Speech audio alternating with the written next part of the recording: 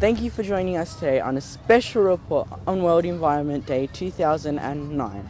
With water storage levels in Melbourne at record lows, today we investigate how to create a water smart city for our future.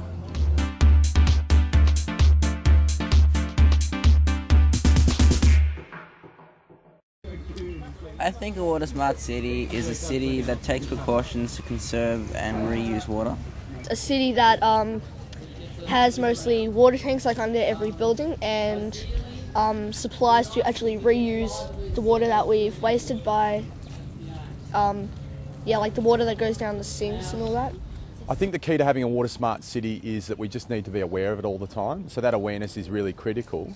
But the other thing is that studies have shown that 99% of people care about the environment, and yet say only 7% of people would tick green energy, or only 13% of people would install a grey water system. So we need to actually translate that awareness into on-ground action.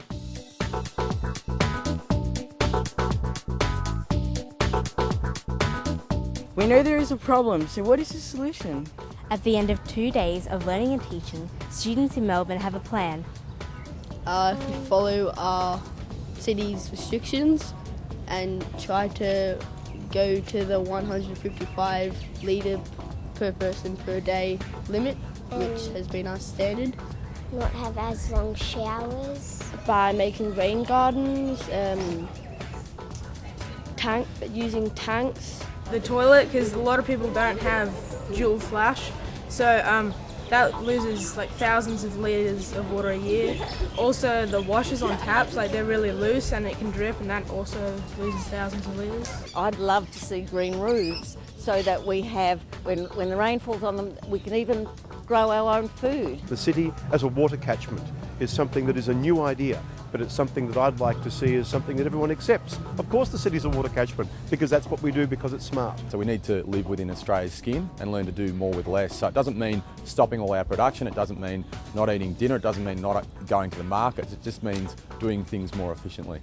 Well, we're trying to get through a message how we want the city to look. We want it to have life with lots of nature around, lots of people to see how important it is to have water. So you have to use as little as you can, but still use enough to live.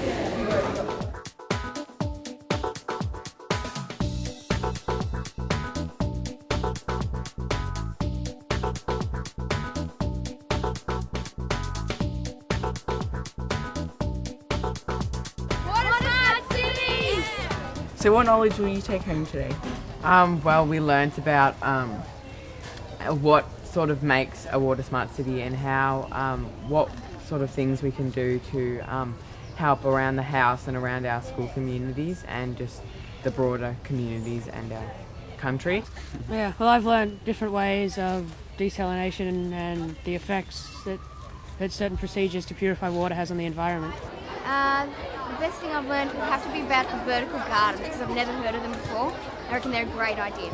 I think we need to be ambitious. I think we need to think big, and that's where young people come in, because you're brave and you do think big and you're really smart. And that concludes our special report. The future definitely looks brighter for Melbourne as a water smart city.